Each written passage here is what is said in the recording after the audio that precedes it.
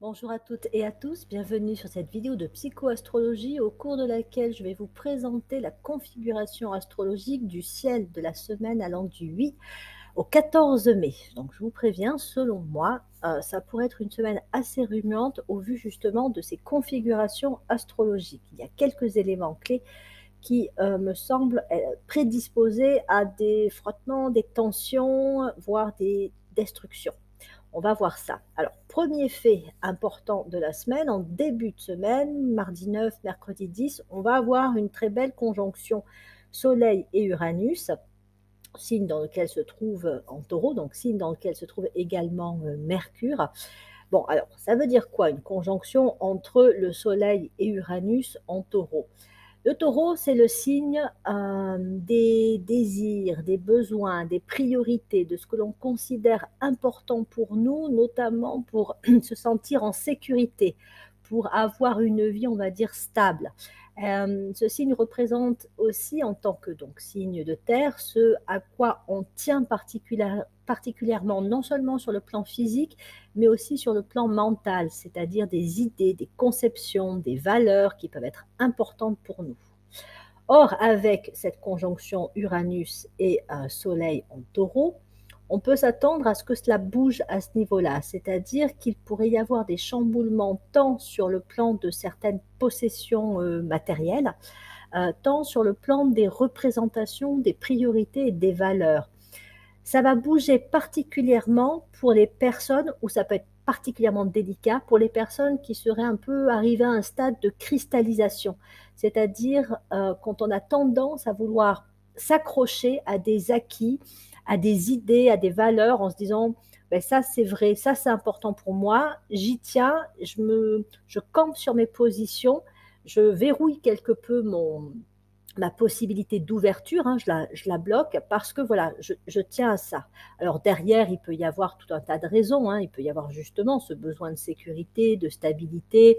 Il peut y avoir aussi un certain besoin de maîtriser les choses, et puis donc de s'assurer que l'on ne va manquer de rien. Il peut y avoir aussi des mécanismes de défense, hein. On devient ferme sur certaines positions quand on a peut-être dû s'opposer ou s'affirmer face à des situations pas toujours évidentes, voire avec peut-être des personnes qui avaient tendance soit à nous dévaloriser, soit à chercher un petit peu à nous utiliser. Donc on a pu devenir un petit peu rigide, un petit peu euh, trop ferme dans nos prises de position. Or, du point de vue de l'âme, bah, il faut continuer à évoluer. Donc là où il y a de la cristallisation, il ne peut plus y avoir évolution. Et donc cette conjonction de Uranus et du Soleil en taureau peut venir justement chambouler et carrément peut-être détruire ceux qui pouvaient avoir été bien installés, mais qui étaient devenus donc trop rigides. Donc attention, si on sent à un moment donné qu'on va plus pouvoir rester sur ces mêmes positions que l'on a adoptées depuis un certain temps, ne pas s'accrocher outre mesure parce que ça risque d'être encore plus dur, voire ça peut provoquer même au niveau de la frustration, ça pourrait aller jusqu'à des risques sur le plan de la santé, hein. Donc essayons de voir là où ça peut être particulièrement rigide, mais où ça demanderait justement à bouger, hein. Si ça ne fonctionne pas depuis un certain moment ou si ça ne bouge pas depuis un certain moment, dans cette semaine, ça risque d'être un peu de l'ordre du rentre-dedans. Et ça, c'est vrai aussi bien sur le plan individuel que sur le plan collectif. Mercure peut d'ailleurs accroître un phénomène un peu de tension, de dualité, voire d'affrontement, hein, entre des prises de position opposées, hein. C'est du rayon 4, Mercure, donc on est beaucoup dans la dualité. Il y a je pense ceci, mais l'autre pense cela. Tel groupe pense ceci, mais tel autre groupe veut cela. Et donc, ça peut frictionner. Donc ça, c'est un premier élément qui peut indiquer que c'est une semaine de tension, qui s'annonce quand même une semaine de frottement et qui va descendre très concrètement sur le plan physique. Donc on peut s'attendre aussi à des tensions très matérialisées, hein, sur le plan, voilà, sur le plan physique. Je ne parle pas forcément d'affrontement physique, les gens ne vont pas venir aux mains, mais attention quand même, parce que ça peut être quand même, avec le taureau, il peut y avoir aussi un peu de colère ou d'émotions fortes qui peuvent remonter, surtout qu'avec la configuration aussi en signe d'eau, je vais y venir par la suite, tout le plan des émotions peut être assez activé hein, dans cette semaine. Donc attention, attention à ces, voilà, à ces prises de position et à ces émotions un peu fortes qui pourraient remonter. Autre point qui indique que la semaine peut être un petit peu tendue, c'est qu'à partir du 11 mai, donc après la conjonction Uranus-Soleil en taureau, on va rentrer dans le troisième décan du taureau. Et si le deuxième décan était gouverné par Mercure, le troisième, lui, il est par Saturne. Et donc Saturne, planète des récoltes, planète du karma, qui nous renvoie à la position de Saturne en poisson.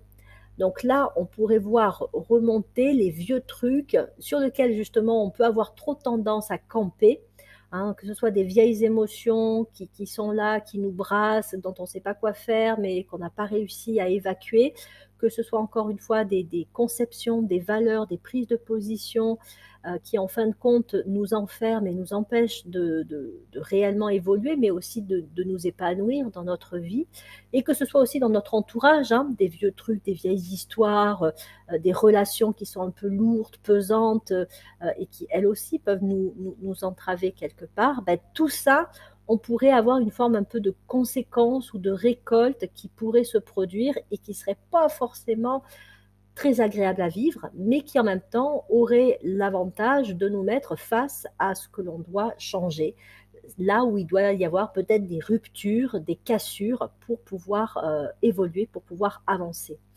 Le taureau, et j'en parlais dans d'autres vidéos consacrées à ce signe, est sur le plan spirituel relié à la sagesse, relié à l'ouverture du troisième œil, relié au Bouddha et au bouddhisme.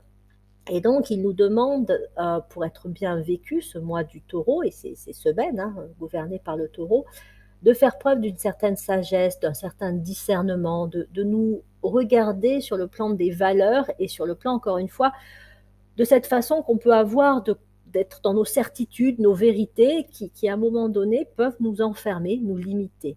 Donc cette semaine va nous mettre face à ce qui sont des entraves quelque part, mais que nous avons, si je puis dire, d'une part nous-mêmes créés, mais qui peuvent aussi venir d'éléments extérieurs, mais que nous avons peut-être un peu trop entretenus. Hein. Quand on s'enferme dans une relation dont on sait qu'elle n'est pas dans sa forme positive, mais qu'on continue quand même à l'alimenter et à la nourrir, c'est pas étonnant qu'à un moment donné, on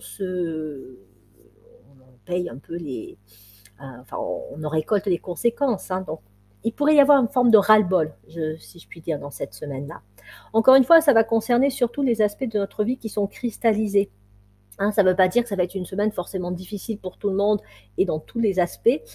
Voilà, ça va nous pointer là où on ne bouge pas alors qu'on devrait ou on est invité en tout cas à bouger. On a aussi Pluton en Verseau, hein, qui, bon, même si là il a entamé son mouvement rétrograde et qu'il repart vers le Capricorne, qui nous impulse à aller vers plus de liberté, donc qui pointe aussi du doigt là où nous ne sommes pas libres, là où nous avons des restrictions, hein, que ce soit encore une fois dans nos façons de penser, nos valeurs, nos croyances, dans nos schémas mis en place. Donc c'est une semaine qui nous incite vraiment à aller voir ce qui nous empêche d'évoluer, là où peut-être on a aussi une certaine forme d'aveuglement, qui nous incite à ouvrir les yeux pour accompagner cette réorganisation, révolution que peut provoquer Uranus d'un côté, mais aussi auquel participe Saturne. Autre point particulièrement important aussi, c'est que nous sommes dans la semaine qui fait suite à la pleine lune du mois du taureau, donc une pleine lune en scorpion, hein, qui avait lieu le 5 mai. Et c'est une pleine lune qui est particulièrement puissante, puisqu'elle est donc, elle fait partie des 3 grandes fêtes spirituelles de l'année, donc elle amène des hautes énergies cosmiques. Bon, on n'est pas en capacité de vivre toutes ces hautes énergies, parce qu'elles sont justement trop puissantes. Néanmoins, hein, c'est comme une espèce de pluie, on va avoir quand même des retombées. Et donc, on a aussi un peu cette dualité et cette contradiction entre des énergies spirituelles très hautes, très fortes, qui nous poussent vers l'évolution, qui nous poussent vers la sagesse, qui nous poussent à aller vers le meilleur de nous-mêmes. Et on a donc ces aspects de nous qui sont, encore une fois, un peu rigides, plombants, enfermants. Voilà, hein, je sais que je me répète, mais autant que ce soit clair, ces cristallisations présentes en nous. Donc, voilà, on est très certainement en tension. On peut être en tension cette semaine et on peut aussi voir ce qui peut nous manquer. Donc, soyons conscients le plus possible de ce qui peut se jouer pour en tirer, si je puis dire, le plus possible profit pour avancer. Donc, on va voir ce qui, justement, n'avance pas et là où on pourrait agir pour accompagner un travail d'évolution, un travail aussi d'intelligence avec Saturne, hein, qui nous pousse à être plus intelligents, structurés, organisés pour amener de bonnes choses, de belles choses dans nos vies. Donc voilà pour les aspects un petit peu rigides, un petit peu durs, mais en même temps qui invitent à changer de regard, à changer de priorité et à accepter aussi le changement. Ça peut être particulièrement délicat pour les personnes qui ont beaucoup de signes de terre dans leur thème de naissance parce que ce sont elles qui sont le plus sujettes justement à des formes de cristallisation et de rigidification. Donc c'est pour elles que cette conjonction Uranus-Soleil en taureau, mais aussi Saturne en poisson, pourra pointer du doigt ce qui peut avoir besoin vraiment d'évoluer, voire d'être brisé, hein, comme un mur qui doit être détruit. À côté de ça, on a aussi Vénus qui rentre en Cancer. Vénus va se trouver en Cancer entre le 7 mai et le 4 juin. Donc pendant un certain temps, il va y accompagner Mars, puis Mars après va partir en taureau, en lion, pardon. Je vais être un peu omnibilée par le taureau. Donc va passer en lion.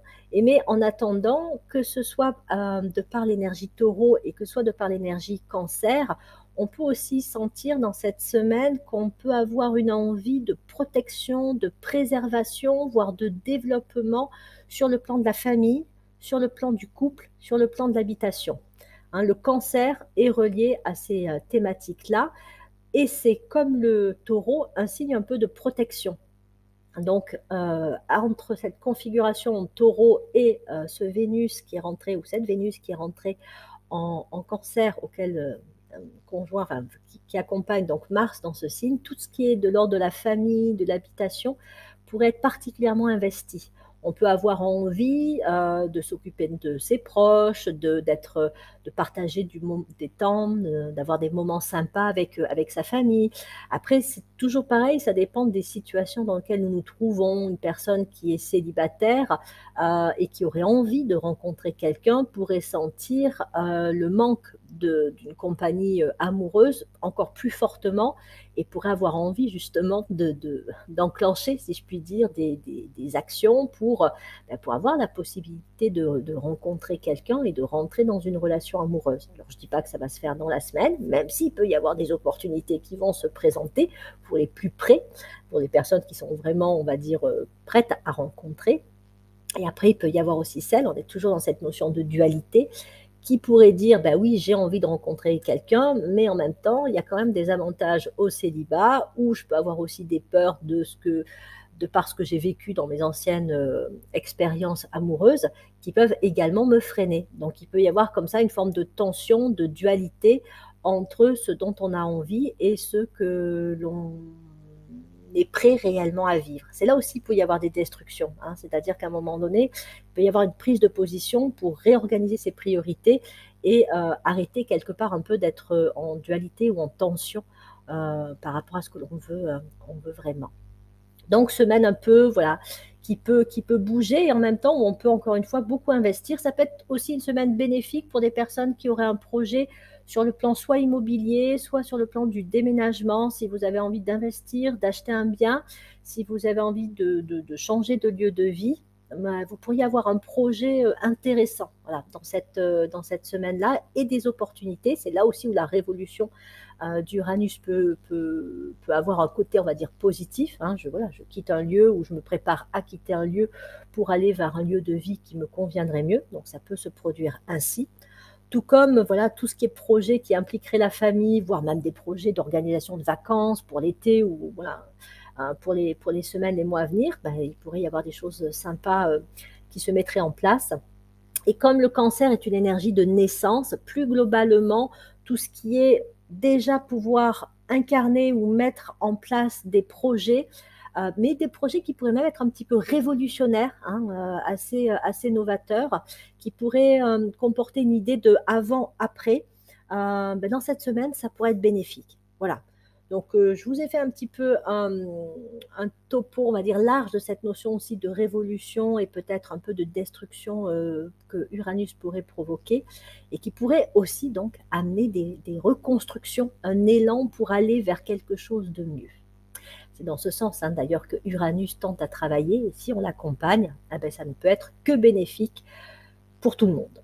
Voilà, ben, je vous remercie de votre écoute. Je vous remercie aussi beaucoup pour toutes les personnes donc, qui mettent un like sur les vidéos, qui les partagent, qui mettent des commentaires, puisque ça aide à faire vivre cette chaîne et ça m'aide à avoir envie de continuer à faire des vidéos. Je vous dis donc à bientôt pour la suite et bonne semaine.